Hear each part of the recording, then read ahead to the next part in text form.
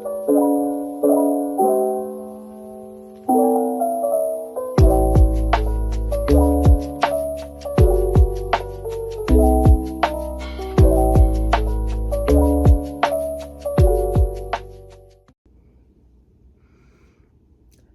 guys. Morning.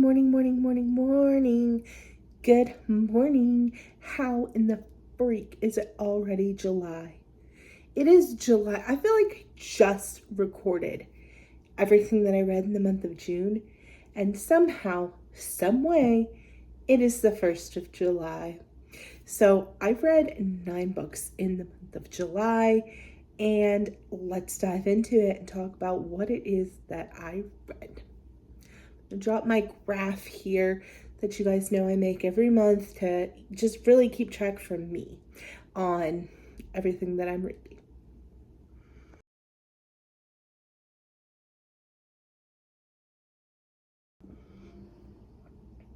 So those are the 9 books that I read in the month of June. I was in a little bit of a reading slump this month, but by the end of the month it really picked up, and I'll tell you why.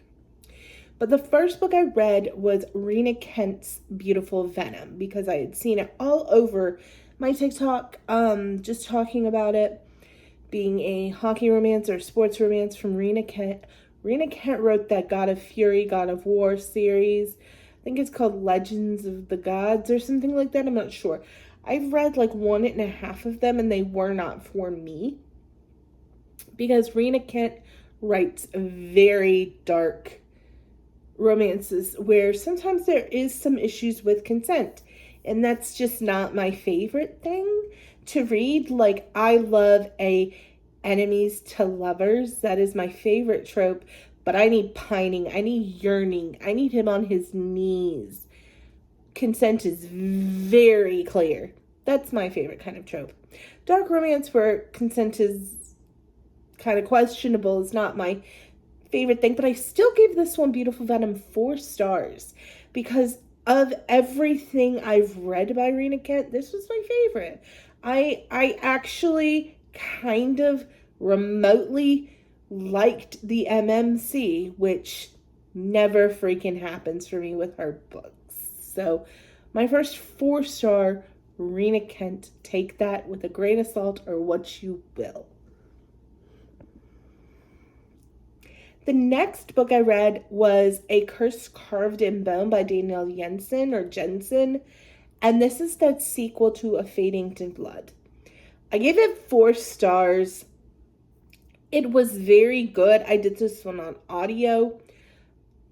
I love if it is a Norse or anything like that, even if somebody's just Germanic or Swedish or something, like I did with Deep End, where your MMC was Swedish. I love the accent when I'm reading one of these types of novels.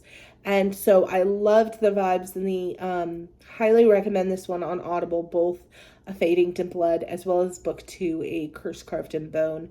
They were very vibeful. Is that a word? But the voice actors do a fantastic job, and I just really, really liked it on Audible. It was 4 stars. It was a solid book too. It is a duology, so that story I believe is done. She may do more with sub-characters, but the main 2 characters in that series, I believe they are a complete story now. So I like that it didn't like drag on to 7 books. Yeah, I enjoyed it. I gave it 4 stars. Not a lot of notes on it. Just really good. Then was my first ever 4-star from Ali Hazelwood. Normally, Ali Hazelwood is an immediate 5 to 5-star plus read for me. Problematic Summer Romance got 4. It was a little dragging in some points. I didn't absolutely love the MMC in this one for the first time ever. And yeah, it was just 4 stars for me. Nothing wrong with it. Nothing I would change immediately. But just 4 stars. So, my least favorite Ali Hazelwood I've read to date. But it is like kind of a sequel to Not in Love. It takes place at Not in Love's 2 main characters' wedding. And it is the younger sister of the MMC from Not in Love's story with one of his friends. And yeah, it relies very heavily on the age gap trope. I don't know. It didn't make me like obsessed like usually an Ali Hazelwood book will. So take that as you will. It was 4 stars. Then I did a reread. I've done a lot of rereads this month. Well, not just this month. I've also done it in the past. I've been deep in the Black Dagger Brotherhood, guys. So I reread Lover Revealed because the actor for Butch on the Black Dagger Brotherhood Passionflix show is incredible. And episode 4 in the Butch and Marissa scene is fantastic. And it left me thirsting. So I reread Lover Revealed because why not? It is so, so, so good. And I can't believe we're going to have to wait 4 seasons for this.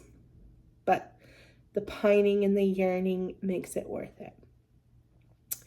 Then I read Caught Up by Nevessa Allen. I also did audio for this one because I love, love, love the narrators for Nevessa Allen books. If you read Lights Out, this is the same world. The characters are slightly entwined, but not really. This one's a little bit more mafia based. The first one was like stalker-y. This one is more mob. I liked it. No notes. It got how many stars for me? 4 stars for me. So yeah, I liked it. No notes. Very good. Then I did Kayla Gross's X's and O's. That was a fun Kindle Unlimited read that I just threw in there this month. It is short and it got 3 stars for me, like most short Kindle Unreads get. Kindle Unlimited reads get. It was 2 males and a female smut. Guy, stumbles across a cabin where a lumberjack and his wife are into BDSM and they fall in love. I wish I could describe it better, but that's really the whole description of the book. It's short, it's fun, it's smutty, good for a quick read. Yeah. Then I read Isabel, I think it's Ibanez or Ibanez. I finally read What the River Knows and What the Library Hides, guys. Those I got last year. Beautiful copies. They've been on my shelf forever and ever. I've been wanting to read them. I'm so glad I did. They both got 4 stars from me. You know what? No. Where the Library Hides is 5. I'm changing it now. But this is a live gut reaction because I have not stopped thinking about it since I finished it. 4 stars for What the River Knows, but 5 stars for What the Library Hides. What the Library Hides is everything that I love about a book 2, because you have done all of the legwork in book 1 to build these characters and who they are and what they do and what they stand for. And then in book 2, you just get storyline after storyline after arc.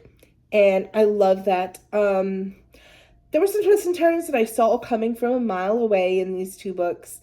They're not going to leave you breathless, but I enjoyed the hell out of them. They are YA, I believe, and I just really fucking enjoyed them, and I absolutely love the main female character and the main male character in these books. I think they're super fun. Whit is a great book boyfriend, despite his thieving ways. If you know, you know.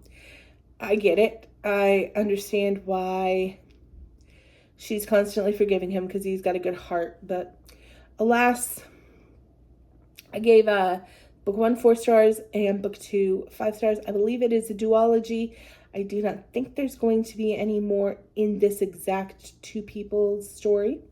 So there you are. That's another completed one. And then I read my favorite book of the month and possibly my favorite book of the year. It has gotten so many mixed reviews that I almost didn't read it. So glad I decided to figure it out for myself and not just go off of the reviews. I read Dani Francis's Silver Elite. This was so fucking good. Oh my gosh, I am a sucker for sworn enemies to lovers with a slow build and then a dramatic fall off the cliff, and now they cannot be separated and they will die for each other. I'm a fucking sucker for it, guys. Such a sucker for it. Ugh. I love it. Eat it up. And that is what Silver Elite is. You have your badass female main character who, you know what? This one deserves a whole video of its own. We're going to do a whole Silver Elite video because it deserves it. It's that dang good. And yeah, that is everything that I read for the month of June. That's what month we're in. Cool. If you've read any of these books, please comment down below and let me know what you thought of them.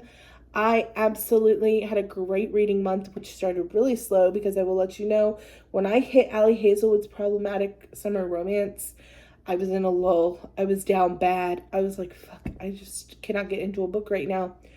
But I pushed through and I read some amazing shit at the end of the month. So yeah, I love you guys so, so much. Please let me know what you thought of my reads this month.